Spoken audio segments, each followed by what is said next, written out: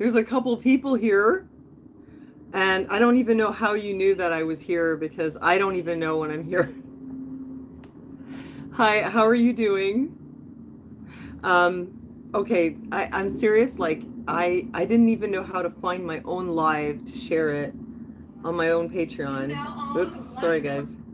I just stopped in to say hi to you, see what's new and what you want to talk about, and just to give you an update on what's new with me. I'm just going to share this on my Patreon. Who's there? I seen there's a couple people here. I'm just going to wait till some more people come in, and then we can have a chat, have some girl talk with the guys around. I need to like figure out. Oh, hi. Hey, Christine in Florida. How are you doing? Hi, Wes. Hi, Holly. Hi, Jen. Hi, Karen. Hi, Al Bundy. Hi, Jen. Hi, Angela. Hi, Anonymous. Hi, Gary. Oh my gosh, I'm so happy to see you guys. Wait, I might have to close the window. Hold on a second. Come see me on YouTube. Oh, thanks for the compliment on my hair. I'm live now. Okay. You know, it's so bad. I need to figure out how to do this better. Good old noisy downtown. Good old noise. I don't know what I'd do without it. Maybe I'll close the window though, so. I think I didn't even spell the title properly. I know it's bad. Hold on a second. Oh. I'm turning into Anita. Like Anita would say, it's noisy around here. So I want you guys to tell me what's on your mind so we can talk about it. Because I'm honestly, like, I don't want to come on here and be the old lady talking about my health all the time, but like, I've got a serious problem with my back. Yeah, it sounds like a speedway. I live like right next to an off-ramp. I've got a serious problem with my back. Like, one of my vertebrae is partially dislocated, and I can walk around and I can do a lot of things, but it's like I just move slightly the wrong way and like the pain comes back in my leg. I think it's more psychological. I'm more like, it's kind of weirding me out that there's a thing going on in my back. I don't know if it's going to get worse. I don't know if I'm going to need spinal surgery. I saw my doctor very briefly today, and he was like, well, do you want me to, refer you to like an orthopedic surgeon or a neurosurgeon or whatever? And I was like, oh my God, is it really coming to this? Hi, Bella. How are you? Hope it's going better. Hi, T Terrible. Some of your usernames, your back is killing you, Ruth. I'm sorry to hear it. My back doesn't actually hurt. Like, my back feels totally fine. It's just that my leg will go out on me.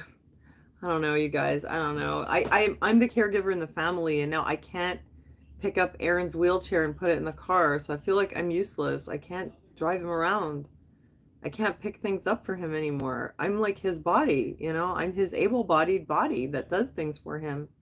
I mean, I'm not his body, but you know what I mean? I'm like his little helper. I can't pick up his chair anymore, and also I can't help bring him up the stairs. Bella, you have COVID again? No way. On top of everything. Oh my gosh. A lot of people are getting COVID these days. One of my friends who had 4 shots has COVID right now. And she has like roughly the same kind of experience that we had.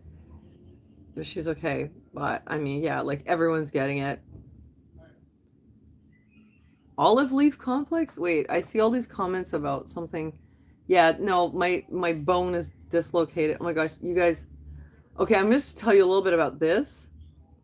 Okay, Jen needs to have surgery. Oh, Bella, you'll be okay though. Us too, like we did, and we were okay. You'll get through it. Of course, we did do all the witchcraft, as you know. You know what I mean? That voodoo, juju, woo, witchcraft that I keep in the cupboard.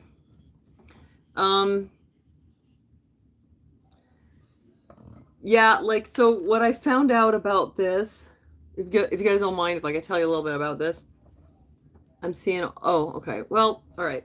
No, suspend myself upside down is a very bad idea. It's a very bad idea in this case. So apparently, the odds are that there was a fracture. But this, you remember I told you this before, like, when I stopped drinking my tea, and I made a video and I said I ended up at the ER. And I said in the last live, I talked about this, and I said probably it had nothing to do with not drinking the tea. I injured my back, and it's probably from lifting Aaron's chair. No more twerking for me. I know. I wonder if I could still do it. Maybe I'll try later. Lifting the chair and like lifting him to carry him up the stairs, or was it the weight training? Everybody who's in the caregiving business and stuff says, yeah, it's from lifting him. It's from lifting your client. This is what happens. Very common, apparently, back injuries. But I guess when you hear it happening to other people, you're like, yeah, that's never going to happen to me because I make sure to stay the right position and I'm never going to end up with a back injury. And then you're like, oh, yeah, I can see how that could happen because now it happened to me. So that first time that it happened, okay, in the past, when I had a little pain or a little something, hi Lincoln and hi Kimmy, I would do some yoga and do some reversals, and it would just kind of move everything back into place. Oh, I'm so sorry, you guys. I'm sorry. I forgot it again. But when I did that in 2019, it's like I specifically remember the day. I remember it was a Sunday. I remember where I was. And I don't know if I had lifted Aaron's chair. Maybe I did. Maybe I had taken him down there in the car. That's possible. But suddenly my back like kind of went out, and I was in this place and I did a yoga pose and I did a reversal. And when I did that, I felt like everything went horribly wrong. And then I was like in crazy pain, and I should have left, but I didn't. I just ended up later taking Advil, and then the next morning it was like the worst pain I've ever had. Now it turns out that the kind of injury I have where the vertebrae slips out, like it moves, it's because, let me just draw you this little picture here because I really want you to understand this. This is like something really different, and then we'll move on and talk about the state of affairs of the world or something else. But I want you to know, like, I've been watching videos from other people who've had this problem, and it's surprisingly, it's usually like gymnasts and weight trainers. It's like athletes. So they're the ones who get this kind of thing. Yeah. Well, Daniel, that's the thing. We didn't get the result yet. But okay, so I'm drawing a picture here. It'd be better if I had a better pen or something. There's a thing with pens where like they're always everywhere until you need one, and then you can't find them. Okay, you know how your spine, it's like this. Can you guys see that? Okay, I'm a former art teacher. I should be able to do this. Okay, and here's the disc. Okay, and then here's your, how does it go? This is like the bottom, the sacrum and the coccyx. So not to scale, okay? So you have these vertebrae like this. Maybe it's backwards, I don't know. And you have these little discs here. And you have these little things here, okay? See these things here? These like little nubs that stick out? This right here? Okay, these things are called pars interarticularis.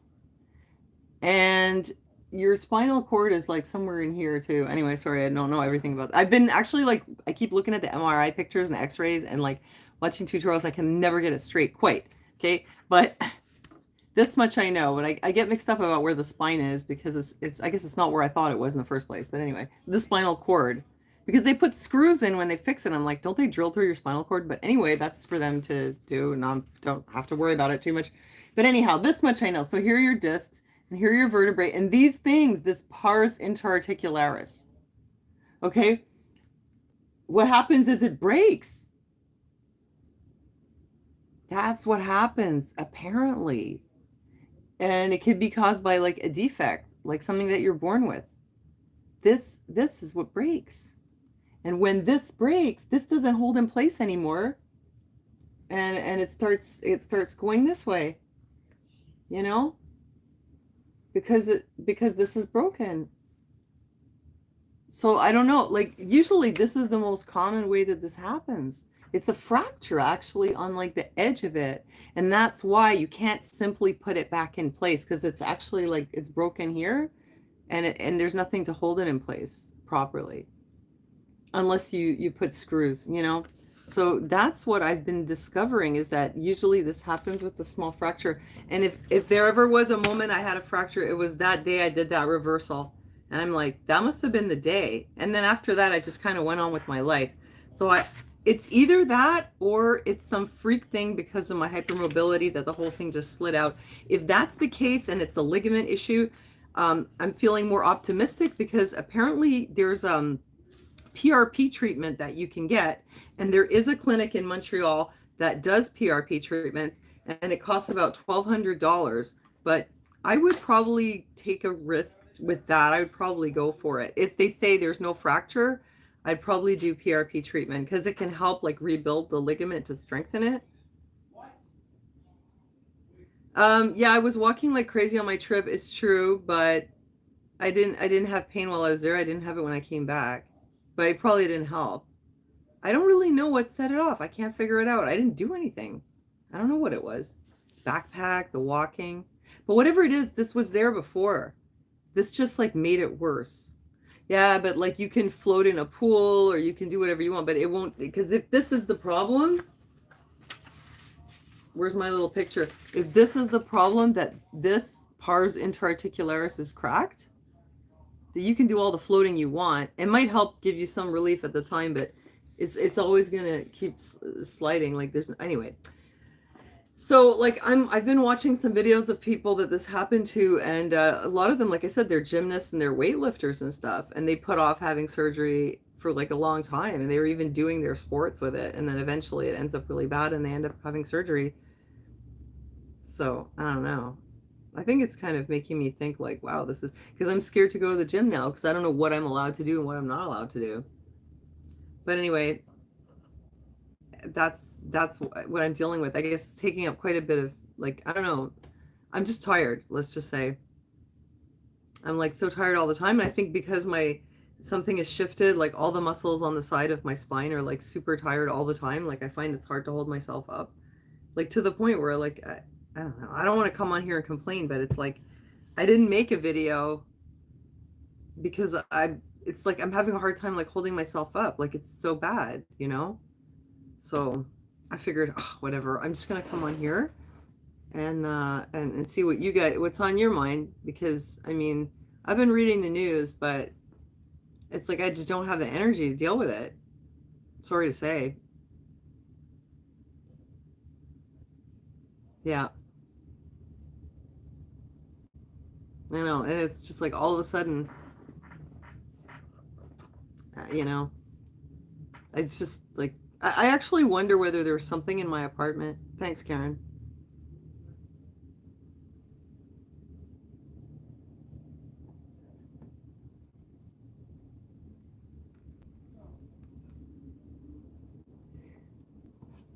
You too, Bella? Well, you guys know I've told you before I had chronic fatigue and I would push through it, but it's like my like muscles in my back. It's like I don't know what happened. Is I mean, you guys know I yeah. Look at us. What I was just in Europe backpacking and running all over. And I told you, like, I felt like I was the disabled one on the tour bus because I would take forever to get up the stairs at the monastery, and everybody was waiting for me, and they're like, she's always late. But it was like, well, it took me half an hour to get up there. I had almost no time, and then I had to come down. And I felt really like, oh my God, it's really bad. So, I don't know.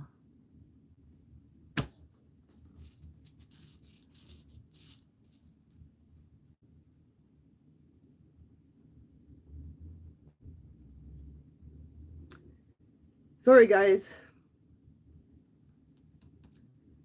I'm I'm having a hard time dealing with this. I've been in my apartment for 15 years. I mean, I bought some Claritin today. I thought maybe I have allergies. Yeah, I don't want to come on here and be like all sad. Like I want to be fun, you know. I want to be positive, but like I'll be honest with you guys, like I'm having a hard time like dealing with this. Like it just I'm the able-bodied person in the family. Like I'm the caregiver, you know? I'm the caregiver. I'm the one who does all the stuff. I can't be disabled. Like what the hell? No, I don't feel depressed though. I'm sorry, I have this light in my eyes. I just came in here and I started talking to you guys and I was just like, oh my God.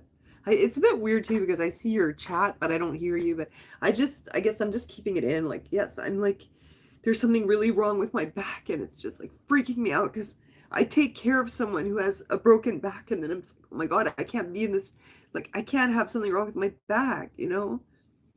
Hi, Matt. Well, what's going on, like I've been explaining, is like I have something wrong with my back, which is like probably there's a fracture here, and so the vertebrae like shifted over, and I'm worried it's going to shift more, so I'm trying to be really careful because right now it's a lot better. I went to see the osteopath 3 times, and like it's so much better. I can drive my car, I can dress myself, I can put my shoes on, but I was like so disabled for 3 weeks that I was like, oh my God, like I can't stay like this. And I'm so grateful that it's better. Like every time I drive my car now, I'm like, oh, thank God I can drive the car. But I was kind of freaked out by it.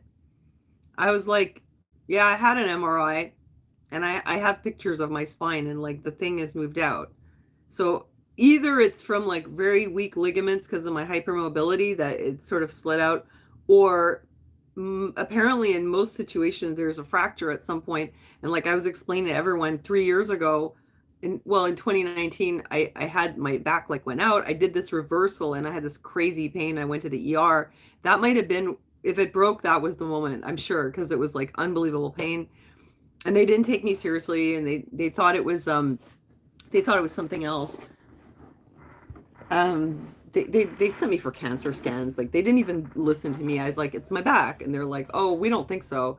So I never really got a back X-ray, and so I've probably had it for like 3 years, and it's kind of on and off. I had problems, but this time it's like worse. I've never had this problem like so bad before. But it's like now I'm afraid to pick anything up, and I can go up the stairs, but when I go down, it's like my leg goes out. Like it's, you've got a lot of nerves in your back and like going down your legs, and then you go down the stairs and like in your nerve is like getting pinched or whatever, and it's like my leg just like,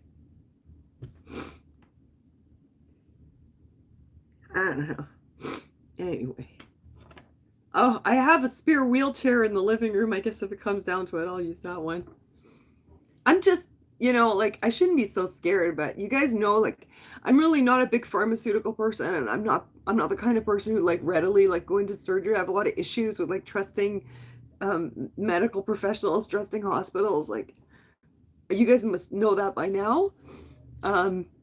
So I mean, the only way to really fix this is surgery. That would fix it permanently. Because the thing is, if it goes out more, then I could end up like, it could break my spinal cord, but it's not there yet. People have had much worse. They've gone through it.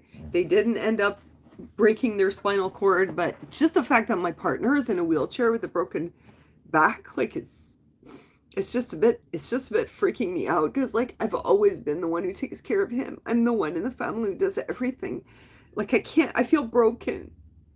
Like I feel broken physically. Like when people hug me now, I'm like, careful, careful, because it's like you just hold me too much and it's gonna move again, and then I won't be able to drive. Like I can't. I'm sorry. I should have brought a Kleenex. I didn't know I was gonna cry. I'm so sorry. Oh my gosh, I'm so sorry, you guys. But anyway, so it is just, I'm just like, I'm not like walking. Oh, hi, Avalon. Oh, hey. Nice to see you in the chat. Yes, it's freaking me out. Like, I take care of someone with a spinal injury. So I was like, what? How could I break a bone in my spine? Like, how is that possible? What did I do? But apparently it's just something like, it's like a little defect, and it can do that. I'm hoping that it's not a crack, because then, like I said, I can get the PRP treatment, and I think that would be really great. But I mean, this is not an easy problem to fix, and whatever. And I talked to my friend today. She goes, oh yeah, I had a spinal surgery in my neck, and she just like literally got up the next day and walked out, and she was fine. Wait, who, Joe, wait, what's this? Stem cell transplant from the patients back in Nevada. Mel Gibson or Joe Rogan did it. Yeah, well, PRP is great. Like I had PRP on my face, and it seemed to have like rejuvenated all my skin. It's good stuff. I believe in PRP. I'm a big fan. Hi, Armor of God. Hi, Claire. And hi, Linda. Well, I mean, look, I've had a lot of healing. I mean, compared to where I was like 3 weeks ago, I listen, you guys, like it was so bad. I couldn't put my own pants on. I couldn't tie my shoes.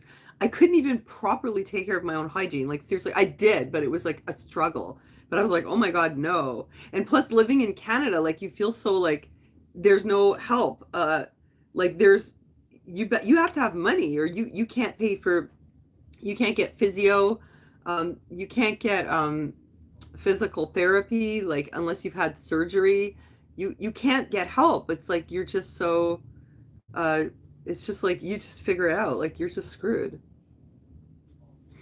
Yeah, that's it. Spondylolisthesis.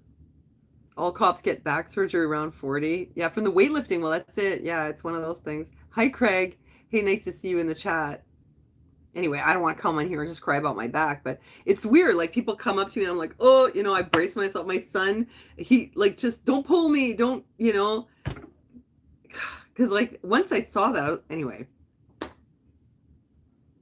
I mean, I'm sure it's going to be okay. And I'm really glad that it's so much better than it was. And I'm thinking, oh my God, I've had this probably for 3 years and I never knew what it was. And now it's much worse because if I had known, I wouldn't have gone around with a backpack.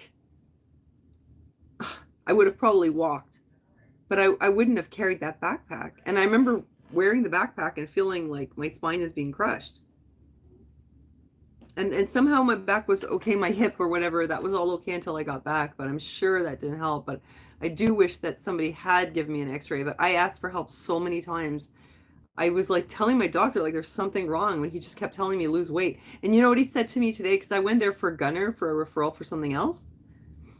But hi, Love Bunny. Yeah, I brought Gunner in for something totally random, like dermatology referral.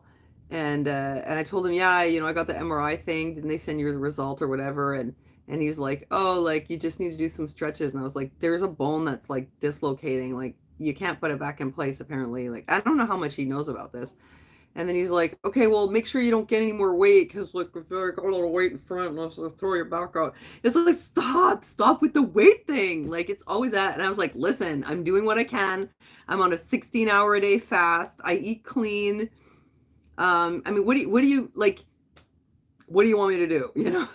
Just like, stop with the weight. I don't even know what to do at the gym. Do you guys have that problem where you go to the doctor and like, and like they just focus on your weight so much? Yes, it's stage 1. And I want it to stay there. Do I accept screenplays? Absolutely. I think that's a great idea. That would be amazing. I'm small. Like, okay, look, you guys, like, I'm not that overweight. I'll show you. I'm not that small, okay? But can you see me? Like, okay, yes, I have this here. But like I'm not huge, I'm like a bit overweight, but I mean, give me a break. I'm 51. Okay, but like this is the weight that I'm at, and like whatever's wrong with me, it's always like, oh, your weight. Yeah, and they say need a strong core. That's the thing. I don't know what to do. Which ones are safe or not. I know, but why would my doctor tell me that? And he was all like, like making like faces like that at me. He's like, careful you don't eat too much because, oh my God, he has like no tact. I mean, he's nice in some ways. I kind of love him. He's a nut. But like, it's just so rude. It's like, you know how strong you have to be? Go to a doctor. Oh, thanks, you guys. Appreciate all compliments. You know how strong you have to be as a woman to go to a doctor and get told you're fat every single time, and everything that you come in for, whatever pain you have, it's either you're fat or it's in your head. Like, anybody else relate to this? It makes it a lot harder, let me tell you. How's my son? He's good.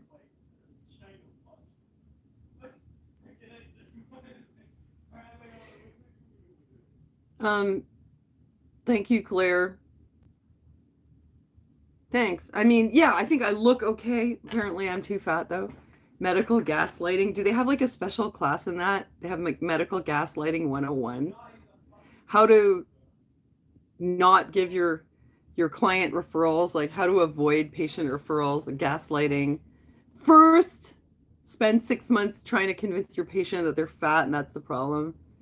Allergies, they They change doctors. No, you can't. You really can't do that here because if you fire your family doctor, you're going to wait 5 years till you get a new one. And if you don't have a family doctor in Canada, you're screwed because the clinics don't take people just off the street anymore. Like the walk-ins, you have to have a family doctor there. You can't even go. And that's why everybody goes to the emergency room and like people are literally just dying, waiting for help. Um, there was a man who like died from aortic dissection just recently. A UK video, medical gaslighting 101. But it's weird because he's so nice though. Like I really like him. But it's like he always makes it about my weight. Imagine if I was really like obese. Imagine how hard it would be to get any kind of help. They'd probably take one look at you and be like, well, it's probably because your weight. No, well, he's not a waste of time though, because I mean, in the end though, he will give me referrals. Oh, thanks, Craig. Yeah, he will, which some doctors will just be no. I saw this woman when I went in there. I wanted a referral for an MRI, and he wasn't, my regular doctor wasn't there, and she didn't want to give me a referral for an MRI. And I was like, just give it to me now because it's going to take time to come around. So like, why waste my time? I already did an X-ray. I mean, I don't know. I guess I could have done the X-ray and come back and gotten a referral, but it was just like, I don't know. I just feel I think it's the thing with women especially. Hi, Artis.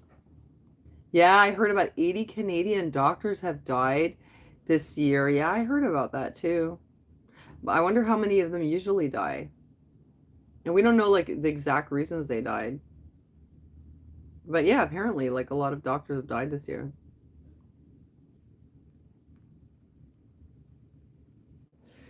I know a doctor who, a young guy, started having chest pain while on vacation in Portugal. You know, came back and was having more chest pain, like really bad angina. And they did a test on his heart and they said one of his coronary arteries was almost completely blocked. But why? We don't know. But he's really lucky that they found it, or he would have been maybe number 81, God forbid. Private? No, like in Canada, like it's not legal to have private medical care. You don't have the option. It can be like, plastic surgery or some dermatology stuff or tests. It's weird because apparently they consider the diagnosis as an essential service, but then they consider the treatment not essential. Like they'll get you in to see a doctor and like have an MRI of your knee, but if it hi yeah hell sorry I'm trying to figure out how to your the username sometimes hi um yeah, like they'll see you, they'll send you for the X-ray, the MRI, they'll tell you that you have like a torn meniscus or whatever. But then they consider the treatment of it not essential, and you can wait like 2 years just to get your knee fixed. My neighbor had this problem. She said, um, you have to be in a wheelchair for 2 years before you get your knee surgery. I don't know if that's always true. Well, I'm looking at your comment, Claire. What? Oh my gosh, your doctor said you could have stomach cancer 5 years ago. Appointment F, camera up. Oh, okay, okay, okay. You didn't go. But your stomach is here. Why would he put the camera up the other end? That would be like a really long road to your stomach. He should have put it down your throat. Maybe it was a different kind of... Anyway, I hope you're okay. I hope you're feeling okay. Hi, yeah, salut Christian. Je vais pratiquer mon français quand je sors avec mon ami Georges. On va aller souper quelque part. Il va me parler en français.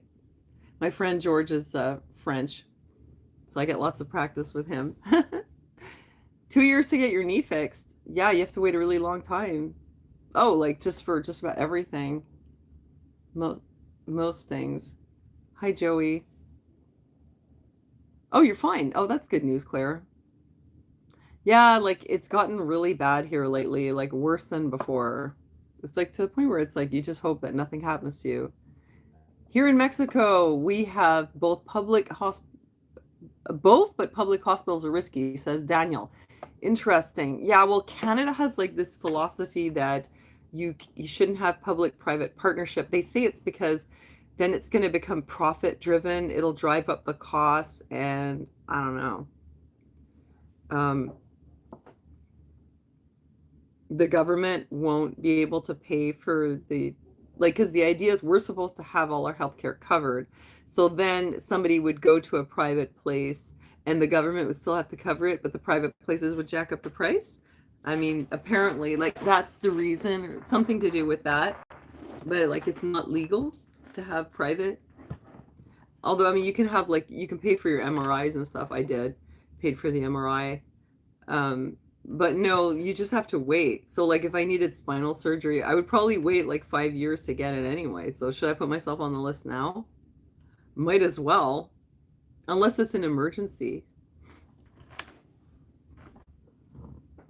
American liberals say you need a system like Canada. Well, the thing is with Canada though, let me tell you, if it's something like if you are in a car accident, it's not going to ruin you for life. Like let's say you're in a really bad accident in the States, you might have like $1 million medical bill. And I've heard of people, Laura knew some people like that in Florida. They had a car accident and it cost so much money. Yeah, armor of God, no, not right now, but like it takes 5 years to get your appointment. So put myself on the list, so it doesn't get worse. I mean, who knows? I mean, that's the thing. It's degenerative. Usually once it starts sliding out, it's probably not going to stay at stage one forever. So, yeah, like people who've had car accidents, say in the States, and they owe $1 million, and then the rest of their lives, like whatever they do working, like their wages will be garnished, So I've heard of people that just work under the table. They can't have insurance. So they're basically under the radar or like hiding from their medical bills.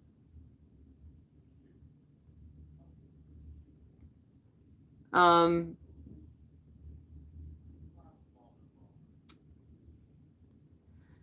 so like, let's say you have a car accident here, they will take care of you if you have a car accident. And if you have cancer, they'll get you in quickly. Although I worked in the oncology department as a transcriptionist, and I often wonder, like, how does anyone survive this? Because the waits are so long. But I guess it depends. Like, I think once you have the diagnosis, then they'll get you through. They'll get you in, and they'll get you treated. It's just getting it. Like, if you come in with complaints, you might get put off, put off, put off. But once they know you have something really serious that needs urgent attention, then they'll take care of it. They'll put you right at the top of the list. It's all the like non-essential things that, well, they're essential for people's quality of life, but they're not a matter of life and death. They all get pushed to the bottom of the pile. That's why you have people waiting forever for, like, I don't know, knee surgery or back surgery or whatever. Hi, Lady Liberty. I mean, I don't think our system is perfect, but part of the problem is like the way it's really badly mismanaged, because it wasn't always the way it is now. It's so bad now. It wasn't like that before. Like I remember back in the 90s, they had all these little hospitals. Like each community had a little hospital. And if you had a problem, you could go down there and you could get stitches, or you could get, oh, that's my friend George. He wants to know what I want to eat at the restaurant. And he asked me in English. Um, you could get stitches, or if you got sick or you had a broken leg or something, like they'd take care of you right away. And if you had like a really big car accident, you'd go to the general. And they shut all those little community hospitals down. And then it was supposed to be that the clinics would take care of more. Anyway, what they did was they shrunk it and shrunk it and shrunk it. You know, I mean, I don't remember it being like that at all in the 90s. It seemed like it was a lot better.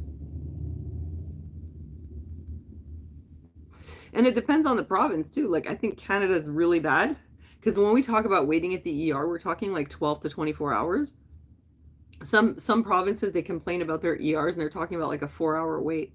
Yeah, the good old 90s, we had it so good. So I mean, it was working before. 60s, 70s, 80s, 90s. It seemed like it was working fine. And what happened? I don't know what's happening to our country on the whole. Like, it's not only our hospital system. Like I've told you before, the infrastructure, the streets. They're building like a monorail, kind of high-speed monorail to go to the East End, which is great. That's going to help people get into the city, but um, a lot of the city looks like super dilapidated. What's it like in Toronto these days? I'm kind of wondering. How's life in Toronto? You know, how's life outside of Montreal? I was talking today to a guy that I've known from like the hairdresser salon. I used to go to this hairdresser, Donna, for years. It's awful. Oh my God. Tell me more. Tell me what's going on in Toronto. Um, and I always went to Donna. Donna's salon was always full. It was just like a buzzing little place. She had this like section for manicures and she always had like lots of people coming in to get their hair done and the manicures and the waxing, and she had a tanning bed, and it was kind of like a place where like women would go and hang out quite a bit. I mean, it was a happening place. And so there was a guy, Joey, who was working there, and I'd met him and I hadn't seen him in a while. And so he was there and we talked a bit about what's been going on with him. He tried to learn French. The government actually like gave him money to take French courses, which I think is good, but he couldn't do it. He only got to level 2 and he just couldn't learn French. So like some people, they just can't hack it. He really tried. He did the level 2 course twice and he just couldn't do it. So anyway, he was telling me though that it's so dead. Donna's business is so dead now because they made everybody work from home. So that takes away a lot of business from downtown because all these people would be downtown for work and then they'd be like, oh, I'll get a manicure. So this whole like working from home thing has had this ripple effect on all these other businesses. Random public attacks in Vancouver, really? Well, we've had a lot of shootings here, like way more than usual. And it's really young people. It started during the pandemic. It could be worse, though. Let me just see. You couldn't understand the difference between the present tense and the past tense in French? Well, the present tense is like one word, and the past tense is like composed of 2 words, often, Passé composé, like the most simple one. So there's that. Okay, what did Ruth say? Okay, yeah. Okay, I'm just looking at your comments here. I want to know what's so awful about Toronto, Ruth. Oh, really? That crisis too in Peterborough. Yeah, that's another thing. Oh my gosh, speaking of opioid crisis, Aaron has a prescription for codeine, and I went to renew his prescriptions at the pharmacy today, and they told me that there is a shortage of codeine. And it's so bad that like things are on back order, but like they don't even know when it's going to be replenished. Can you imagine a simple thing like codeine? And they're like, yeah, there's no codeine anywhere. We don't know when there's going to be more. Can you imagine? And that's only codeine. Like, what else is this going to happen with? Hi, Kanga. Is the necklace turquoise? No, it's Larimar. Morgellons? You know what? I did a video about Morgellons a long time ago. And there was a study where it turns out that there was some kind of infection that happens to cattle where they get these like fibers. I don't want to give medical misinformation, but they get like fibers just like Morgellons. No, I don't have Instagram. No, I like burnt out on social media. So I use my old Facebook account. I have Telegram, but I just use it to browse, but I don't have Instagram. Well, I should put pictures of me in my bikini. Make a calendar for Anita. Yes, that's what I should do. I should be one of those like fat Instagram models. I should do like a body positivity plus age positivity. I wonder how that would fly. You guys could give me some traction. Like my Instagram. Here, yeah. Actually, I'm kind of hot right now. I'll do some body positivity right now. Wait, let me make sure my bra's not showing. Oh no. Okay, no, that wasn't so bad. Sorry about that. There, okay. Hot. It's hot in here. They finally like turned up the heat. And now it's like really hot in the apartment. So here I am vlogging in my undershirt. I always wear these like little tank tops under my clothes from Le Chateau, like every single day. So it's okay. It's not really underwear. It's just like a tank top. but it's so like frumpy, but whatever. Send clothes. Please. I have a P.O. box. I'm broke now. I spent all my money. I've put myself in like way too much debt. So I have to wear like my old stuff. Nothing new for me. I want to go shopping. Um, oh yeah, about Instagram. I don't know. Like, part of the problem is like I literally don't have anywhere to take pictures because like my whole yeah, from the Dominican Republic. Oh, thanks you guys. Thanks for all the nice things you say. Fibrin really suck? Oh, the fibers from Morgellons. I know it's so scary. Like Morgellons, like that's like a really scary thing. I'd rather have like a screwed up back than get that. That's really scary. Yeah, yeah, there was a study and they're like it could be this like cattle disease that comes from the soil. It's possible. I don't think they're crazy. I don't think they're like making it up because I had a neighbor who had it. And he was a totally normal person and he wasn't delusional, he wasn't on drugs or anything, and he slept on someone's couch. Is what his wife told me. And he slept on this guy's couch and then he just started having like literally like fibers coming out of his skin. Ruth, you have more gallons since 13 years? Oh my gosh. Do you have like fibers coming out? I can only imagine the horror. I can only imagine the horror of like, you're like, oh, like fibers, like that's horrible. And then nobody can help you. And then they think you're crazy and you're on drugs. Oh, you've been sick, Kango? No. Are you okay now? That sucks. Well, happy to see you here today. Oh, plus, okay, I have to tell you guys, like, I went to Europe. I spent a lot of money on credit. Charge it. I was like, whatever, charge it. I'm rich. I just went around charging everything. And then I was like, when I came home, oh my God, I have to face the music, And I didn't even open my credit card bill until like a few days ago. So I came back on the 17th of November and it took me like over a month to even like I couldn't look at my bill. I was like, I don't even want to know. I finally opened it and I was like, okay, yeah, it's bad, but I thought it could even be worse, but it wasn't. It was bad. It was almost maxed out. Good thing it didn't get maxed out over there.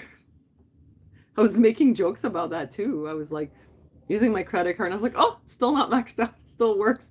And I told you over there, people would laugh with me. Over here, they'd be like, wow, like you have problems, But over there, they know I'm just making fun of life. And then I came home and I was like, actually, it was pretty close. But anyway, lost my train of thought. Where was I going with this? Oh yes, okay, now I remember. Okay, so I was like having financial anxiety. I didn't want to open my bills. I finally opened this thing. I'm like, oh, I'm almost maxed out. Okay, we're gonna deal with it. Then I logged into my accounts online because like I was so like it's just a just neurotic basket case that I didn't log into PayPal either. I was like nervous about it. And when I logged in, I discovered like a whole bunch of you guys had donated while we were on the trip. So I felt like a total ass because I didn't say thank you when you did it because I didn't open my mail and I didn't even know. Justin, if you're watching, stop texting me. I'm live. Wait, let me tell Justin that I'm live so he'll stop. He's got to be here somewhere. Hold on, just 1 second. Oh my God, he's not going to stop. Where is he? Okay, here he is. I'm going to have to message him on Facebook or he'll never stop. Stop texting. I'm live. Come in the live stream. Okay, there. Now then you can text me in public. So yeah, I finally went into PayPal. I was just like, just do it. Like what, stop being neurotic. And oh my God, they donated to me. And I was like, I had no idea because I have this PayPal donation thing, but I don't like to ask for stuff. Now he's going to text me on Facebook. I don't like to ask, so I was kind of low key about it. Like, some other people that are on YouTube or they stream and they're always like, and I've got Cash App and Venmo and blah, blah, and they like make sure, everywhere. And they're always asking for money. And I've just never been comfortable asking for anything. So it's on my channel banner, but it's like way down on the bottom right corner, but it is there, but I never make a big deal out of it. So then I was like, "Oh my God." And I was so grateful. Like you guys, it just made me so happy. I was like, "Wow, like that's so cool of you guys to do that." And um Mama Chicken, Mama Chicken had paid for several dinners like with her donations. And you too, Kanga. I want to say thank you. And there was someone called was it Phelps Ferry or something like that? There were so many people. I wrote it down, and then in my last video, I wanted to thank everybody, and then I realized, wait, I didn't write down all their names. And it's like you can't just thank some people by name and not the others. So I was just like, okay, thanks to everybody, but everyone who donated, thank you so much, and Ms. Clementine too. Thank you for your donation. Hmm. Truth or Girls merch. Yeah, I had a thing with the Spreadshirt at one point. Oh, Craig, thank you. I had a thing with Spreadshirt, and I made these shirts, but I don't know. Like I have a like I am autistic, right? I'm Aspie, so like I have a hard time asking for anything. Like when I was a kid, I couldn't ask for the most basic things. So it's really hard for me to ask. I feel super uncomfortable. Um, so, whatever. I mean, I do have. Wait, I made this page on Bonfire. Now, I wonder if I can still get in there. I was so vexed at one point. I made these shirts that said fully vexed because I thought, like, this is what I need. Like, I need a shirt that says fully vexed because I'm vexed, you know? And it's like you can be vexed about whatever, right? Because people were asking, like, are you fully vaxxed? Like, everybody's asking. And it's like, well, why do you keep asking me about that? How about I'm fully vexed? Like, that's what matters to me right now. Like, look at the state of affairs of the world. I'm fully vexed, man. I made these shirts. I posted it on Facebook, but, like, I don't think anybody sees it. But I should maybe give you the link for that if I can find it. Who would wear fully vexed, you know? But it's just like an inside joke between us. Anita asked for donations. Yeah, man, fully vexed. Like the next time I go to any kind of protest, like I want to go to just any protest just so I can wear that shirt. Your son is an Aspie? Hard to ask for things. Yeah, it really is. Even when you need things. Like seriously, when I was a kid, I could even be in pain and I wouldn't even say anything. It was just so hard. You like that? Fully vexed, man. Oh my God. You guys want to know something crazy? Okay, I was going to do like a whole video about it. Maybe I will. I'll do another video about it. I wasn't going to bring it up here. Anyway, want to make sure it's clear. Thank you for your donations. You do? You like fully vexed, Miss Clementine? Okay. I'll have to go buy myself a shirt first so that you can see it. Yeah, man, I get vexed, you know? I don't get like really angry, but I'm vexed. Lately, I'm just trying to sort of stay in a peaceful mindset. Yeah, I know. Stop asking me if I'm fully vexed. Fully vexed. Fully vexed, Vic. Anyway. Okay, well, let me just check if I still have that, because I'm like sort of half-assed about things sometimes. Like I make myself an account and make a shirt like in 1 in the morning and like fully inspired and like fully energized. Okay, well, I appreciate your feedback. Fully energized, fully motivated, fully vexed. I get online, design a shirt, and then I'm just like, next day I'm like, oh, whatever. I gotta clean the kitchen. I don't have the energy now. Like, I don't want to promote my stuff, you know? Okay. Oh, bonfire.com/store/truther-girls-merch. Whoa, guys, I literally have a bonfire store. It's supposed to be like activism, like for social activism. It's just that I didn't want to associate myself with any particular cause. I didn't want to make it like political. I just wanted it to be that I'm vexed, you know, like you can be vexed about whatever it is. And go. I have it here. You can go see it. Wait, can I leave a comment? Listen, type this in your browser. Bonfire.com. You got that? /store/truther-girls-merch. Type that in and tell me what you see. You're vexed, Ms. Clementine. I am too. I'm vexed by Trudeau. I was vexed by the Emergencies Act. I'm vexed by the this government that we have here in Quebec. Like, I'm vexed by the racism. I'm vexed by a lot of things, you know? I've been vexed for the last couple of years, you know? You guys like it? Do you like it? Did you see it? Did you see what I made? Did you see like it's all disco? It's all like 70s disco style. Do you guys see it? Ah. bonfire.com/store/truther-girls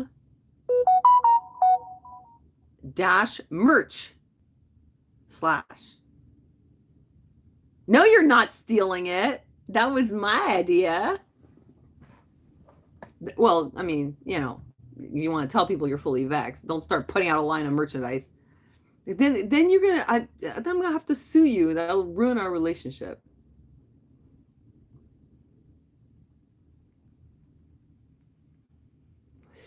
Let's just be fully vexed together, you know?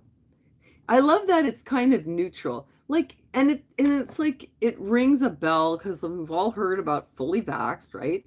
And then I was just like, fully vexed, man. I'm fully vexed. And you can be vexed about whatever. Vexed, not sexed. That's right, Lady Liberty. I didn't know there was Truth or Girls merch, says David John. Yeah, I mean, there is. It's just I'm really just bad at promoting it. It doesn't say Truth or Girls anymore because Truther's a dirty word. Oh, Anita's fully vexed. Absolutely. And it totally didn't work out for her in Croatia with her sugar daddy. Post the link. I don't know if I can do that. Oh, wait. Yes, I can. Okay, but you guys, hold on. I'm going to have to go into my own chat. Oh, hey, like my chat's open. Oh my God, I'm so dumb. Seriously, I don't even know how I've gotten this far in life. Like, it's terrible. Like, it's just a mystery. Okay, like the chat's moving really fast, but that can't be real. Okay, okay, wait a second. All right, there's the link. I just posted it. Oh, there it is. I hope it's okay for me to post links. Like, I can't keep track of the rules anymore. It's like messing with my autistic mind. Like, it's just way too complicated. There, Ken Guy just posted it. I mean, if that's what you're asking about.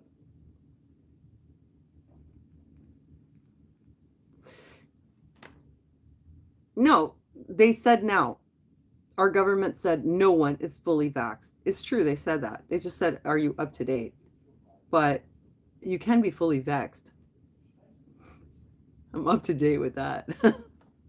Hi, Kimmy. I need to get myself a shirt because I was like 1 a.m. and I was feeling like fully vexed, man. And I just sort of made peace with it though. In the end, I was like, you know what? Sometimes like you can be so vexed that it's like you get really like wound up about it. Yes, okay. I'm gonna get myself. Thank you, David, for the encouragement. Sorry, you have a cough, Craig. Oh, you got it, a Kanga? Okay, awesome. How did I feel when people were discriminated against? I'd never seen anything like that in my life. I mean, I could understand about a country not letting people in. Like, I thought that was legitimate because it's their country and if they don't want to let you in, it's up to them. But to not, like, see, what didn't make sense to me, okay, like, YouTube, don't send me the meat grinder. I'm just, you know, I don't know whether, there's not really, like, rules of it. I've read the guidelines. There's not, like, really a thing, like, you can't criticize the guidelines. You can't tell people not to follow them, but I'm not doing that because they're gone now anyway. But, like, you could go into the metro and be very, very like packed in and like thousands of people are using the metro and they're jammed in. And yet you couldn't go to a public swimming pool, even an outdoor pool. And they had said it was like to twist your arm. They said that. Those were their words. So yeah, I was fucking vexed, of course. 'Cause I was like, that's not right, you know? Like that's just goes against my sense of like justice, basically. Like it was unjust. Because I'm quite left-brained, and if something doesn't make sense, it doesn't make sense. So that was telling me like, okay, like you know, they said Emmanuel Macron said, we on va emmerder les non-vaccinés. Like he said it was to put pressure. And there was some women in our government here, Patricia something, and she said it was to put pressure. And our government here said they wanted to do like Macron, and it was to put pressure. And they said that. So they said that it was a pressure tactic. And they actually said, like, their words were, well, it's not that these areas are particularly associated with a lot of risk. It's just that this is where people want to go. So this is how we're going to pressure them. So yes, that really bothered me. But I mean, didn't bother me to the point where like I would stay home and cry. I was like, oh, I can't go to the restaurant. But what bothered me was the injustice of it. That I felt like it was really unfair because people had their reasons. Some people, and so like for example, like we live next to a Caribbean community. This is a Black community. They have a lot of history. They had their reasons, so their rates were very low. So it meant that like the people from this actually Black community that I have friends in, and that we've been at their community center since my son was little, and we have some ties to this community center there, like because that my son has worked at the camp, and these are our neighbors, right? And we know how they feel, and we know that they had very low rates. So like those were the people that were like being like this, they were being like strong armed. I mean, they were not allowed to do certain things. So it really affected certain groups more because they had more history, they had less trust, and the government was saying we're trying to push them to do what we say, and it was like the more they pushed, the more people felt like uncomfortable with it, so it didn't work for them. So I was upset. I didn't like to see that. Like I remember how they had a map of the schools in Montreal. Oh yeah, Armor of God. Yeah, well, I'm not surprised. That neighborhood, Gunner was down there, and they wouldn't let the kids play basketball who didn't have it, and he was the only one that was over the age where it applied to him.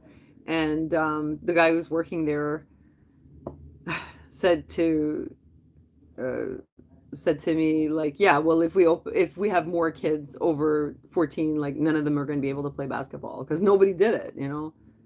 So it was like, wow, we're in good company. Because my son, he can't play basketball, so we're all in the same boat with that. But like there was this map of the schools, okay? And the schools that had the highest uptake rates were in the predominantly white areas and the higher income areas. So like the private schools, the like really expensive English private schools, like the rate were very high. Although we don't know 100% if it was real because a lot of people paid for fake passes. A lot of people paid thousands of dollars. There was a lot of fraud going on. So we don't know if they all paid for it. But I think that in general, like it was higher there. And that reflected their trust that they had. It's like, I mean, realistically, I mean, I don't usually get into the whole like race issues and all that. But if there is such a thing as, your white privilege, part of that is reflected in your ability to trust so easily. You have more trust. It's not only white, because obviously there's certain white groups like Jews are white, but they may have less trust also. They might trust their rabbi and not so much the government. Anyway, I don't want to get myself in hot water here, but let's just say like Native people here, the Black community, their trust was a lot lower because of the history. So somebody who doesn't have that history, it's easy for them to be like, well, you should just do what you're told, and you should just, how can you not trust? But it's like, well, because you don't have that history. That's what you don't understand that. Yeah, facts, man. So that was like, that's to me, that's like a real example of, white privilege is the easier trust in authority because your people haven't gone through being abused by the authorities in the system. Not, I mean, like I said, there may be some subgroups within, Europeans who have gone through that. Like, for example, people who lived through the USSR, people who lived under Ceausescu. So it's not clear cut, like based on the color of your skin. Yes, Eastern Europeans, absolutely. So they knew. They said. Uh, we saw them being interviewed, and they had lived through that kind of trauma where government had abused their power. So they didn't have that trust. I, as the daughter of a Holocaust survivor, I do not have that kind of trust. So I can relate a lot to like my friend who lives in the Caribbean community down the street. Like we're totally on the same page. We just don't have that kind of trust. So I was fully vexed, man. I was absolutely fully vexed. Yeah, definitely. I felt like it was a one size fits all. Socially, it was a one size fits all approach, and it pushed certain people who might already have felt marginalized more to the margins, because it made us feel more, yes, more marginalized, and we're the ones who don't trust to begin with. We have trouble because of our history, and now we're like really like, I mean, it certainly didn't help me. It didn't help me trust more. It was like I felt wounded being treated like that. I would have needed a gentler, softer approach, personally. Yeah.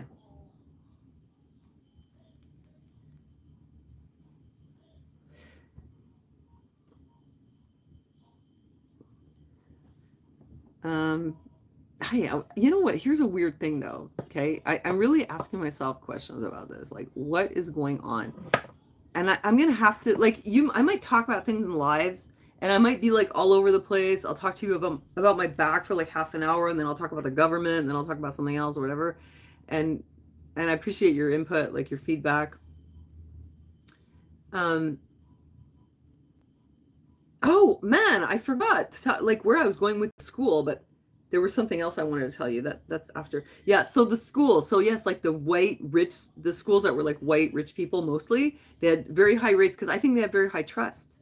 And the schools with the lowest rates were in the Jewish, like Orthodox, and there were apparently there's Muslim schools I didn't even know, and they had some of the very lowest rates. And then the schools that were more like Black community related, like my son's school, also, oops, it was like about half Black in his school, and apparently a lot of those kids, no, they didn't, their families didn't. So I noticed that there was like a discrepancy. I don't think like I don't know about economically, like if you took like white French Canadians and you broke it down economically, if there was so much discrepancy, but I noticed that for the like visible minorities, like more specific ethnic groups, some of them, maybe the religious communities and the Black community, I think, and the Native community, there there was a lot less trust. Gunnar, I'm live. You want to say hi? No. So there was one other thing. I'm gonna have to like. I'm just looking at your comments. Yeah, that hurt me. Like it really did. Like I felt really bad about that, because like those communities were like really badly affected, and believe me, it did not make them have more trust. It did nothing for their relationships with the government. It didn't help at all. You guys ever heard of the newspaper Toronto Caribbean? I had never heard about it before, and I came across it during that time, and I was like, wow, go see what they were saying on there. And that was like a newspaper like for the Caribbean community, and they were talking about some things that like you wouldn't see that in like say the Westmount newspaper. And it's interesting. It's worth checking out if you want to go see it. Wait, what was that?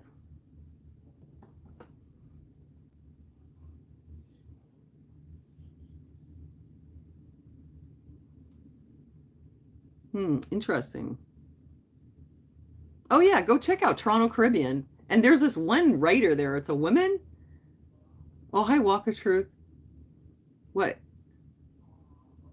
Would I come as a guest speaker? Oh my God, I'm gonna be on the blacklist.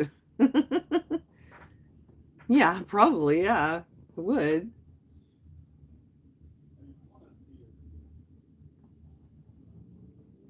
Well, I could talk about what I know about, like what our experience has been.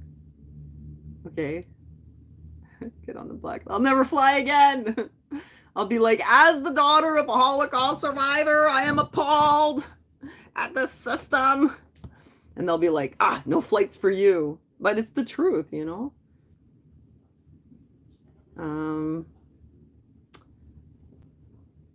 Okay, so look, as I was saying, Anita should be a guest speaker. Yeah, so, well, I really like the lockdowns because usually I feel like a loser because I'm the only one who's not doing anything. But during the lockdown, I was just like everybody else. So it gave me a really big boost to my self-esteem. I wish we were in lockdown again. It's the only time I didn't have to feel guilty about sitting on the couch watching Netflix. Because that's the truth. So there was one last thing. This is weird, okay? And I'm gonna do I'm gonna have to bring this up in a video. Okay, so you guys know, I would always go to the thanks, David. I would always go to the Quebec government's website and look at their infographie sommaire exécutif, this executive summary infographic. And they would say how many cases they had and hospitalizations, and they also would say how many shots people had. And I had screenshotted this stuff, and I remembered that at one point they said that 100% of kids 12 to 17 had a first dose. That was on their graphic. I have a copy of it. And the second dose had gone up to 89. You know what? I have it here. Oh, I'd have to open it and snag it though. Okay, hold on a second. 6th of April, 2022. It says 12 to 17 years old, 99% have had a first dose, and 94% have had 2 doses. That's from our government, April 6th. And I remembered that because I was like, wow, that's really high. Who are these people? Because it's not in my neighborhood. What's wrong with my phone? Is the battery going down or something? Nah, it can't be. I'm wondering if I should plug it in, but I don't know how I would do that. I guess I could. Wait. So let me tell you what I discovered recently. This was really strange. I was very surprised. Whoops. Oh my gosh. What happened? That was not good. Let me plug it in. Let me get it together here. Oh no, my battery was okay. Oh, I'm worried for nothing. I hope I don't knock it over again. Okay, so this was what's really weird. If you just Google coronavirus Quebec, then you're going to get the statistics from the government, and you're going to see tableau de bord, the dashboard, and it basically sums up. So very surprised, I was very surprised to see that it says that 79% of teenagers 12 to 17 have had the base series completed. And a basic series now is defined as 2 doses or an infection and 1 dose. So for 12 to 17, they're considered having had a base series if they've either had 2 doses or an infection plus a dose. And the number is 79. And so that would mean that there's a percentage of that 79% who actually only had 1 dose. So how weird is that when in April they were telling us that 99% had had 1 dose and 94% had had 2 doses. First of all, that tells me that they were counting infection plus dose as 2 doses. So all those tableaux de bord, all those summaries that they were publishing this entire time, because they also explain for the adults what it means. This entire time, the first dose could have been a dose or it could have been an infection, but they didn't tell us that. So everyone's like, oh, look, 100% of people went and got their shot. And we were like, how's this possible? Now we find out it's because it wasn't necessarily that they got it. The first now an infection was counted as a first dose. I'm serious, guys. It's right there on their infographic. Where'd all your comments go?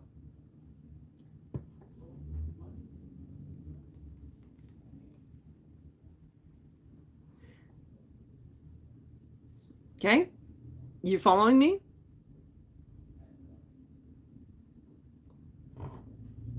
They were counting the infection as a first dose. I'm not kidding you. Our Quebec government was counting that, but they didn't tell anybody.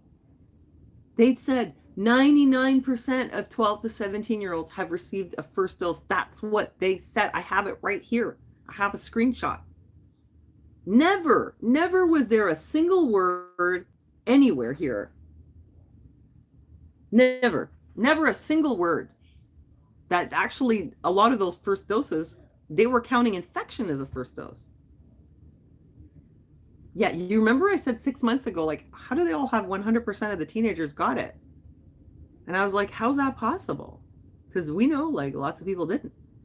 Yeah, now they're telling us, oh, well, they didn't actually take, that's not that 100% got the actual jab. It was like either that or they had the infection. Oh, interesting. But funny how they didn't mention that at the time at all.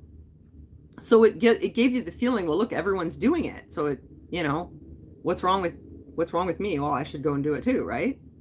Huh. And what even adds up less, what adds up even less was at the time they said 94% of 12 to 17-year-olds had 2 doses. So that includes, according to our government here in Quebec, not elsewhere, but here in Quebec, it included 2 doses or an infection and a dose. But they come up to 94%. Okay? Now, this number for 12 to 17-year-olds is down to 79%. What does that mean? How do you go from 94% to 79%?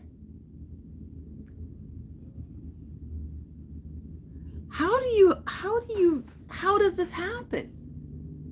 I don't understand. How is this possible? I don't know.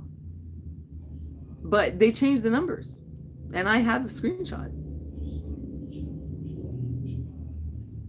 Because even if you say, okay, well, so they're counting the infection as your first dose, because they did do that here in Quebec. So like for the vaccine passport, if you had already had an infection, you only needed 1 dose of the vaccine. That's why a lot of people in Quebec, then they had trouble traveling, because yes, they had 1 dose here, they could use a passport, but then they couldn't use it for international travel, right?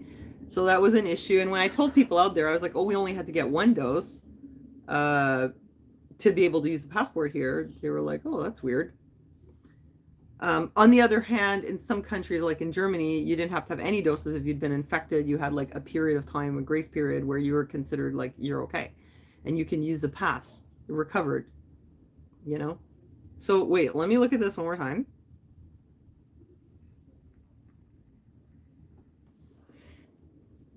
People with a base series completed, age 12 to 17, our government tells us now 79% in that age group.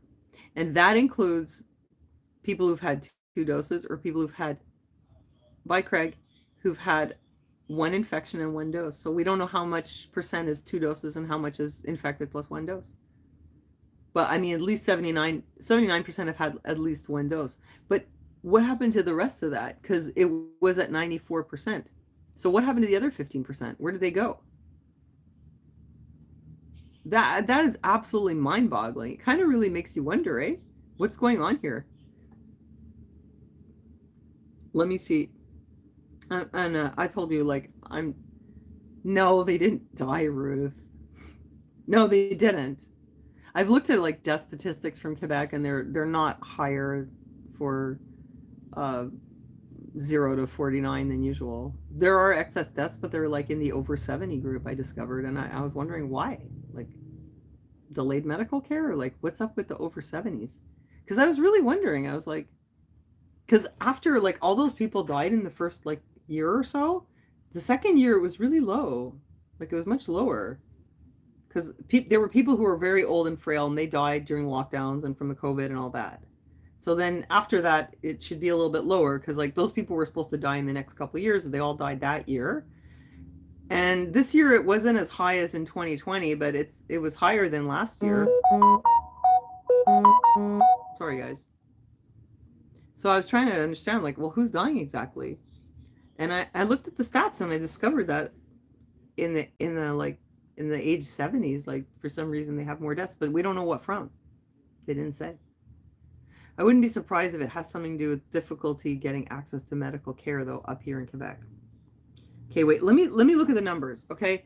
So April 6th, 2022, they say there's 527,549. That's 99%. That's 99%. So we have about 530,000 almost in that age group.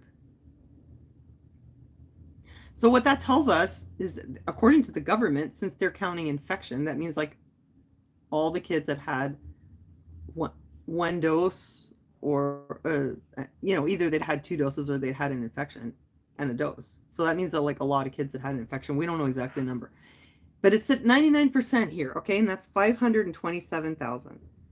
And now it's at 460,000. So we're missing like 70,000 kids. No, sorry. That was from the first, that's with 1. Okay, wait, let's see, with 2. Where is it? It's kind of hard to follow when I can't show you the stuff. Okay, for 2, it was, okay, 500,339. But now it's down to 460,000. So, okay, so there's 40,000 kids roughly that's disappeared. Where did they go? Well, they didn't disappear. They disappeared from the statistics. Something doesn't make any sense here. I would really like an explanation.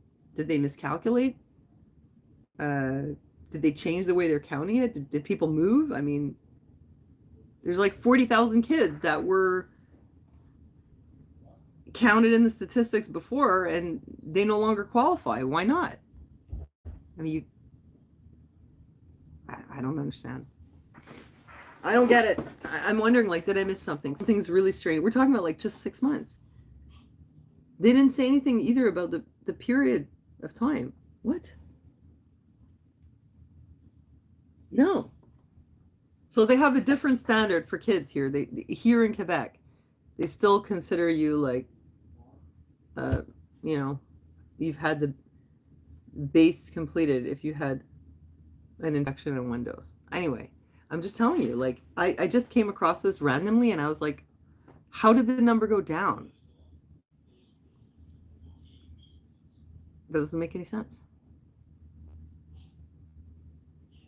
It's very confusing, eh? Isn't that kind of weird? Really strange. And that's just for that age group. But it really jumped out at me because I remember at one point they said it was 100%. 94% that had base. Now it's 79. Where'd they go? Isn't that weird?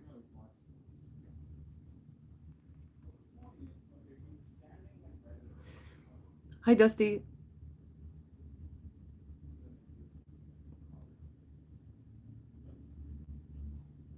No.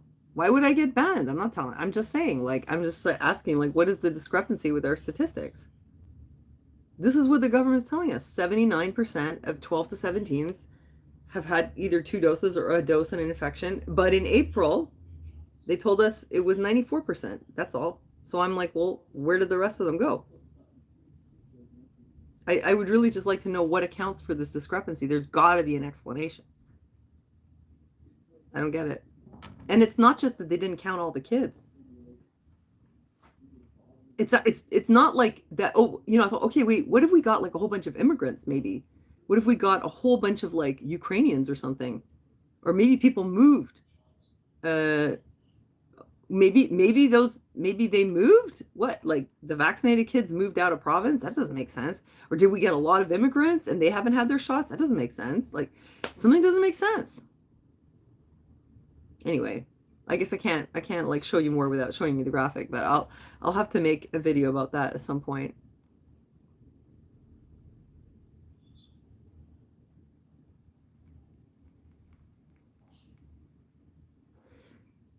No, I'm not breaking any guidelines. I'm not like questioning efficacy or nothing like that.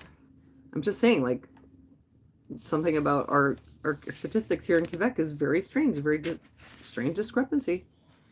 I'm not saying I can account for what it is, what's causing it. I would just like to know, like, why did they change the number? And there's one other thing. Oh, but this is from the government.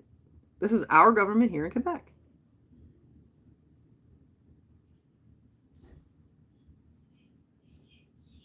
Wait, what?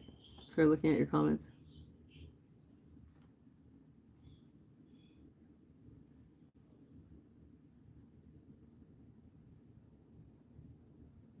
Miss Clementine, I'm looking at your comment.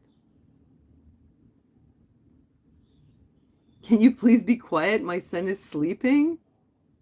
No, you'll have to turn it off and like watch it later when he's not sleeping.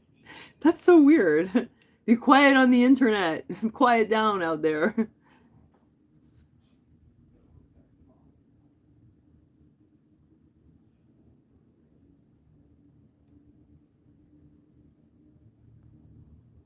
Yeah, well, we did have some change in administration here. We got a new health minister, and I'm sure they have a reason. They have to have a reason. But what is it? That's what I want to know. I just want to know, like, why did they change their numbers? It's kind of weird.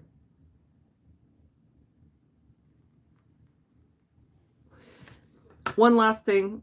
I mean, look, I've been talking to you for a long time. I might as well just bring this up too while we're at it. You see this? I know it's backwards. No, I'm wondering if like they made a mistake, like at some point. I really don't know what it is, but anyway, it's weird. I'll have to show it to you sometime. Maybe they thought nobody would notice. Hi, Crypt Keeper. Oh, hey. Oh my gosh, Guinevere. Thank you so much for the super chat. Thank you so much. Well, God bless. Really appreciate that. Guinevere Moon Mist. Thank you. Ah, you see what I'm holding up? It's backwards. It says the Basic Income Program, a new program for greater social and economic participation, effective January 1st, 2023. Yeah, wow. Yeah. Thank you so much, Guinevere. Yeah, we're getting basic income here in Canada January 1st, 2023. For real. So basic income, it's when everybody in the entire population is what do you call it? Entitled to receive a certain amount of money from the government, which in this case, they explain here it is $1,138 per month, which totals $13,656 per year. Okay, so everyone starts out with a basic. Oh, well, thank you. I appreciate that, Guinevere. Okay, that's very encouraging. Thank you. So you get $13,656 per year that you're entitled to. But basic benefit plus adjustments, and then that's your basic income. So the thing is, you are allowed to earn your basic annual exclusion is $13,656. So if you earn no more than this, you're entitled to the entire benefit of $13,656 from what I understand. So let's say you earned 12,600. That's under your basic exclusion, so there's no amount above it. If you earn more than that, everything that's above it is outside of your exclusion and will be deducted from your basic income entitlement at a rate of 0.55. So then let's say if you earned $1,344 above it at the rate of 0.55%, it's $739 a year that's above. That's going to be deducted from your benefit, which means you're going to still receive the benefit of 1,138 per month, but minus 6,160. Yeah, so Kanga, that's the thing. So yeah, because people who are on disability, they're under that threshold. So it should be that they receive that. Now, it would be terrible if, because right now with disability, you get a little bit more than $1,100 a month. It would be pretty awful if you got this instead of your disability, but I don't really know for sure. I've been trying to find out. But basically you can get that $13,000 and work. So in a way, it's good for disabled people. Like, let's say they get rid of the disability payment that you get now and they replace it with a basic income. The difference is that you are allowed to work, because the thing is, the way our disability program here is now, I mean, I think disabled people need more than $1,100 a month, obviously. But the way it is right now,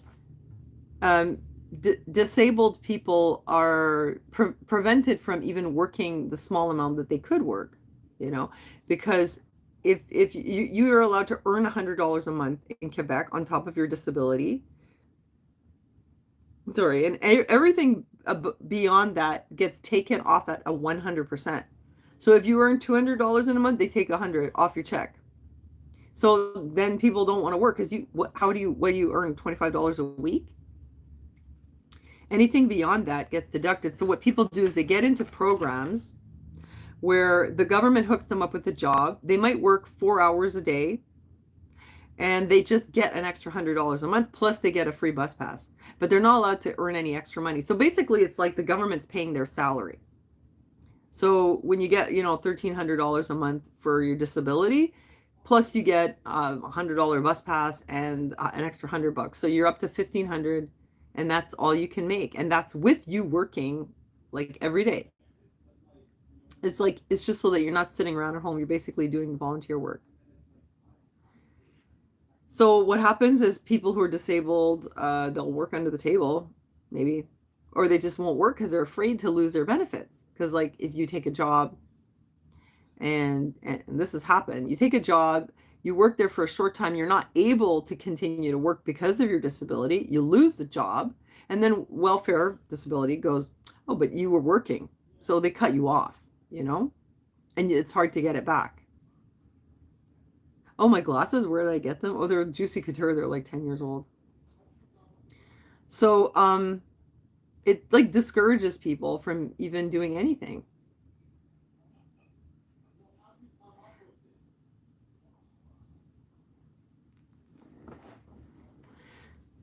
Oh, that sounds like a good hustle there, Dakota.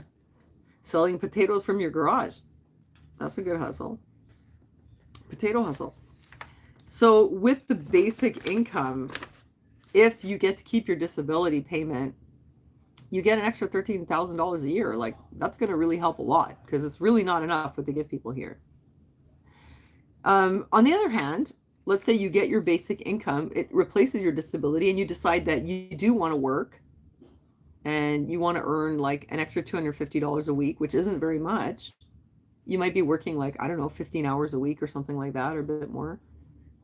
That's great, because then you're actually able to work. Like, you could go and work like 2 or 3 days a week and still keep your disability payments, so you don't have to worry like, oh, if I get fired, like I lose everything, and I don't have disability anymore, what am I going to do? I'm going to lose my home. So I think for disabled people, it's a good idea, because it's really not fair right now, like what the deal is with them. It like keeps them in like really abject poverty. And the thing is, with people on welfare, do you know what they get up here per month? It's like $650. So basically nothing. What do you do with $650? There's no like shelters to live in. You can't rent an apartment for that. I mean, I have heard of some people finding a room for $500. But I mean, you can't live on $650. Basically, welfare hasn't been indexed in Canada since like the 1990s. So it hasn't been indexed in like 30 years. Oh, well, recently disability was indexed a little bit, but it's just not livable.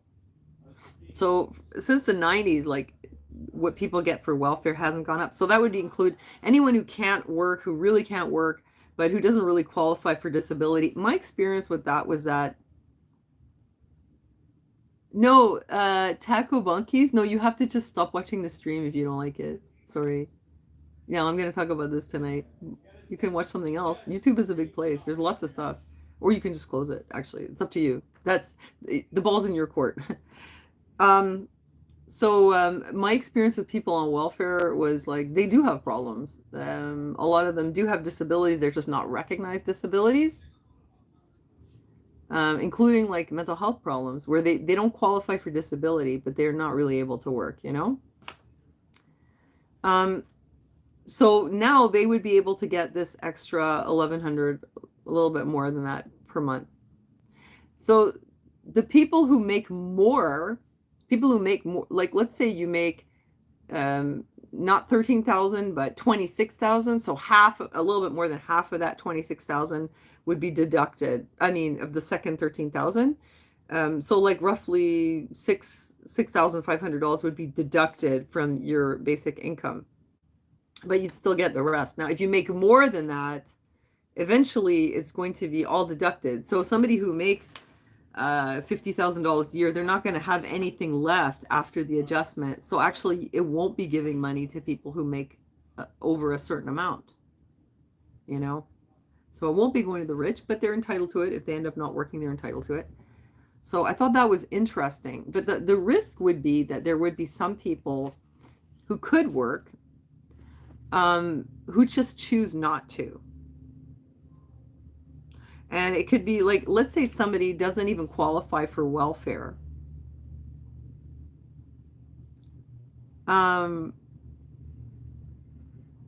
They don't qualify for welfare, but they're still entitled to $13,000 a year. Maybe they're going to decide that yeah, I'll take the money, and they won't work. But who's going to live on $13,000 a year?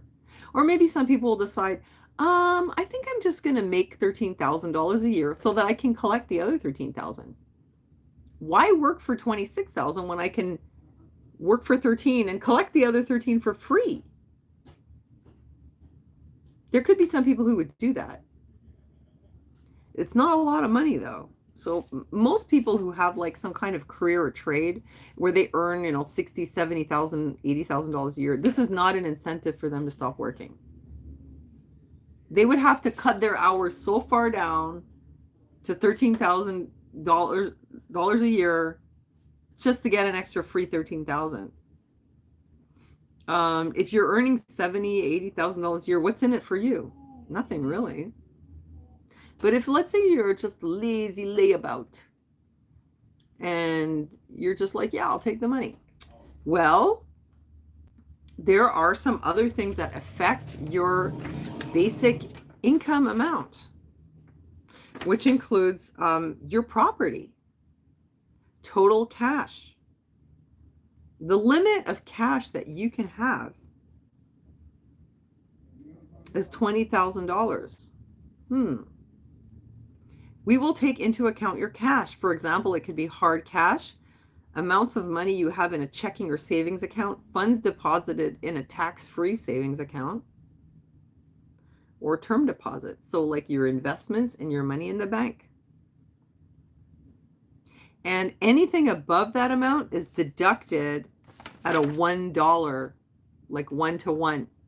So if you have $20,000 in total in the bank and in your tax-free savings account, they're going to give you the money. Every dollar that you have above that gets deducted. So if you have that plus your $13,000 in the bank, let's say you've been saving for retirement, like a lot of people, even people with low income, you're going to have nothing left at the end.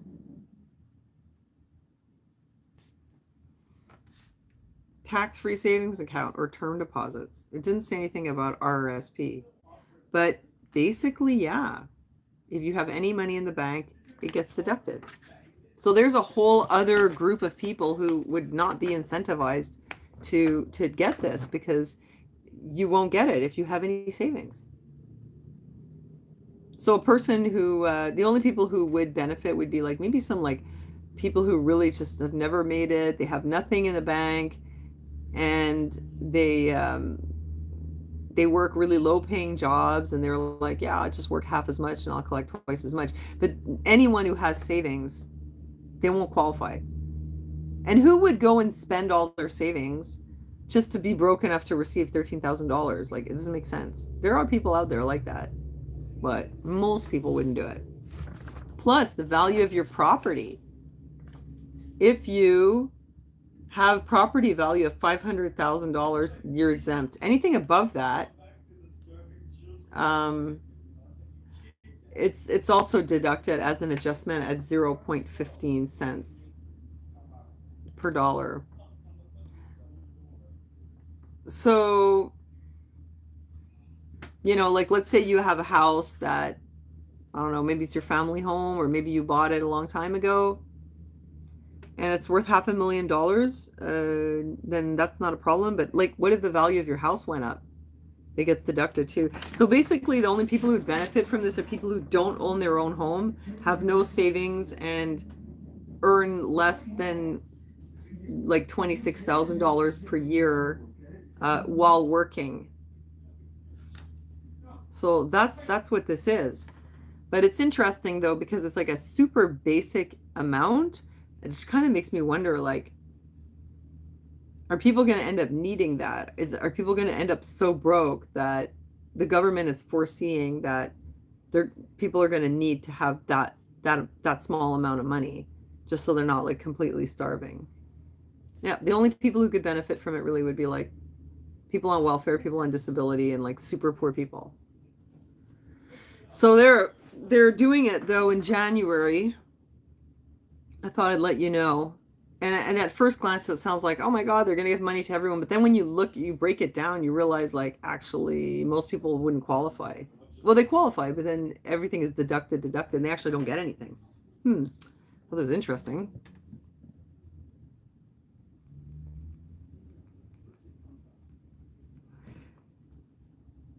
I wonder also though, like people who have jobs where they have a retirement pension, and they've been paying into it. That wasn't one of the listed things, right?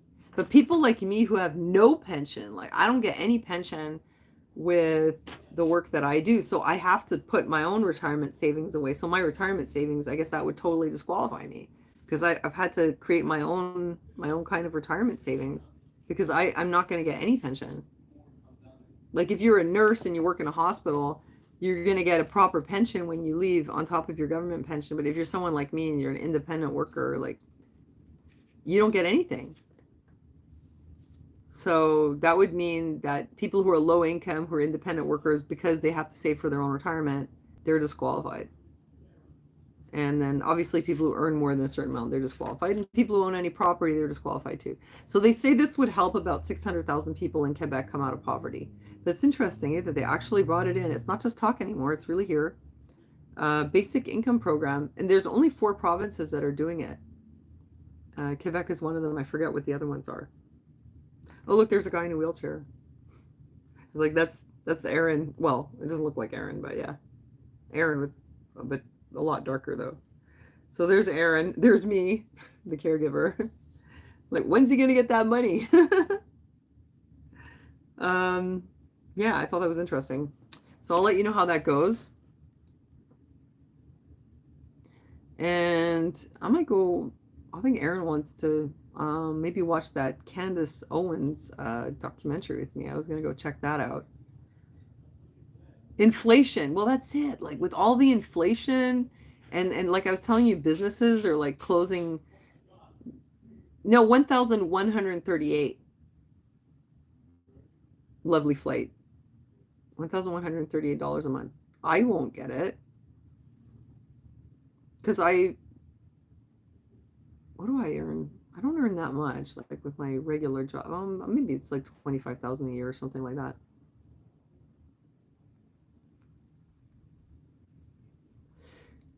But I've had to make my own retirement pension, so if I have more than $20,000 in retirement pension, the rest, it all just comes right out of that. So it's like, whatever. I don't want their free money anyway. I've never been on any kind of benefit. I've never applied for anything. Even when I was young and I was Anita, like, I've never been on welfare. I never asked for anything. Even my son's disability check, that eventually I got it, but for like the first many years, like, I didn't even collect that. I was like, whatever, I don't care. I just not that motivated. I was like, I'll manage. There's a whole bunch of things like that.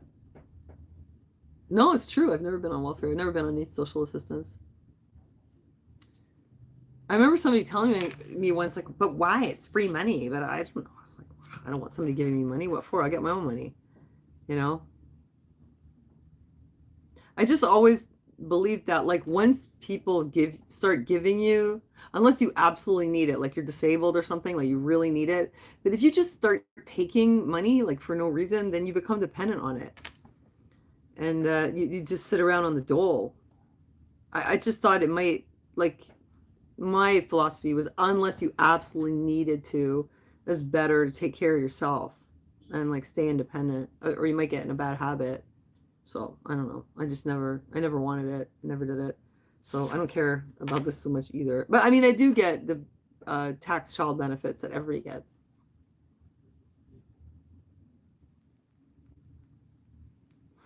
They pay us for having kids up here, which I think is cool. And that's also indexed based on what you earn and all that kind of stuff, you know. But yeah, basic income program. I kind of, you know what? I thought I would be more like against it, like, but when I read it, how it was and how limited it is, who would be able to qualify and like what they get, I actually, like, for the most part, I think it's okay. But also, what they could have done was just like made it easier for people to get disability if they had serious problems, and raise the amount that people get for disability, and also raise the welfare for, like, you know, moms and stuff like that, and just raise welfare and raise disability. But it's like they're afraid to give people welfare, but they're not afraid to give them basic income. But it's just like, it's just basically welfare, like with another name, I think. Pay us to have kids. Are you in Quebec, Guinevere? Yeah, they give well, you know, in Canada they like give you a universal child tax benefit and Canadian child tax benefit, and then you get family support if you're in Quebec. And so it's like about $500 a month when you have a kid. I I knew someone, she had 4 kids, and she's like, I get $2,000 a month just for doing nothing. But that's only if you're working. If you're on welfare, you don't get that, which is like, wow. So you're, you know, incentivizing you, I guess, to work. As long as you have any kind of a job, though, you get it. But if you're just a welfare mom, like you're just collecting welfare and you don't work, then you don't get that. Yeah. Well, I mean, it helps the kids, you know. It certainly helped us. I mean, you guys know, like, my son has an autistic condition, and we went through a lot, like, with him when he was younger. And how would I have been able to hold a job somewhere else, report to work, be there on time? I was getting called to school all the time. It was like complete chaos a lot of the time. So even now, like, I've got my hands pretty full. Would I have been able to take another job at the same time? I don't think so. I was lucky to have the job that I have. I mean, you guys know what I do, right? But I'm lucky that that's the arrangement, because I think that's the only thing I could have really held on to, or I would have been a very, very unreliable employee. And this is what happens. Um, People who have kids with, like, serious behavioral issues and special needs, a lot of times they end up unemployed because they can't hold on to their job, because the kids come first, and you just can't. I mean, when it's your kid, you have to take care of that. So you end up being a, oh my gosh, I'm so sorry about my clothes. It's hot in here. Yeah. So I don't know. This is such a bad thing. Let me know what you think. I'm kind of suspicious, though. I'm like, why this now? And then watch, we're all going to be completely broke, like sucked up all our savings, broke, everything's expensive. We're all going to be getting this. And it's going to be like, Yuval Noah Harari said, we're all going to be replaced with robots and AI, and we're just going to be like sitting around on the dole, like, this just barely pays for our potatoes. I don't know. We'll see what happens.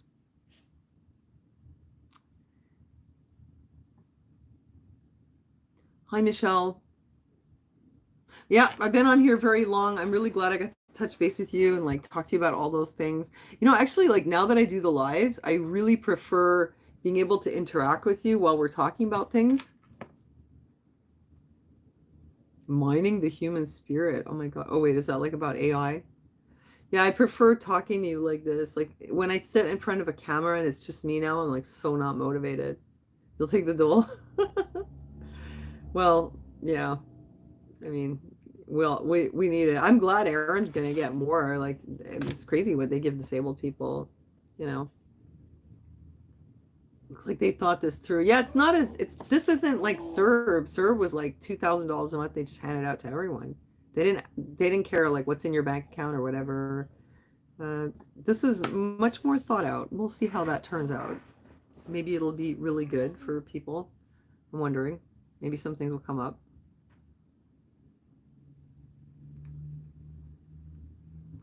Okay, well, I guess I should go.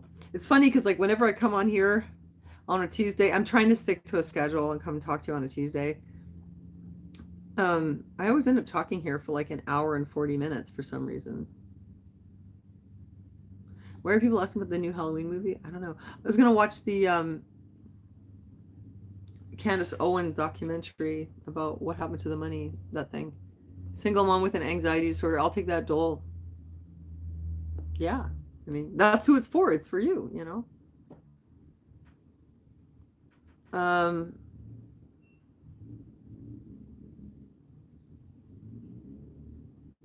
you're a stay-at-home mom, wait, and you support your husband. Oh, you have a daughter who turns a year old in November? Oh, you're pregnant! Oh my gosh, congratulations! So exciting. Are you in Quebec too? Wait, that's Michelle. Michelle, congratulations. That's Mining the Human Spirit. Okay, I'll have to look that up. Yeah, being a mother's great. Oh, I wouldn't change it either. Of course not. Yeah, Candace Owens documentary. Oh, you're in Ireland. Oh, I loved Ireland. We were just there.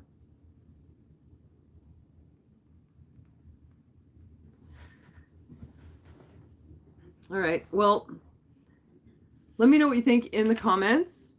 It was really great to see all of you. It's so much more interesting to like talk about stuff when you're there. But what I need like streaming software so I can show you guys the show you the links. Like today I was talking to you about the tableau de bord from the Quebec government. And it's like, well, this is what I'm telling you, but I can't show it to you, so that kind of sucks. Maybe I'll figure that out. And then I would probably just always want to do it live. I'm telling you, like it sucks so much to talk to a camera when there's no one on the other side. I think I used to like it more before, but I haven't really enjoyed it for a long time. It's much more fun like this. You guys are awesome. You're so fun. Okay, well, thanks so much for joining me tonight, you guys. God bless. Wait. Oh yes, thank you for the $100. Like that's very generous of you, and I will put it towards Anita's lip injections. And you guys are gonna be like, I'm gonna do a video of me getting lip injection. You're gonna be like, oh my god, she was serious. No, maybe I will. I don't know, a little touch up, you know. Okay. Oh, thanks a lot. Hey, Bella, thank you, and I hope everything goes better for you too, Bella. Okay, good night, you guys. Love you. Okay, bye, and I'll see you soon.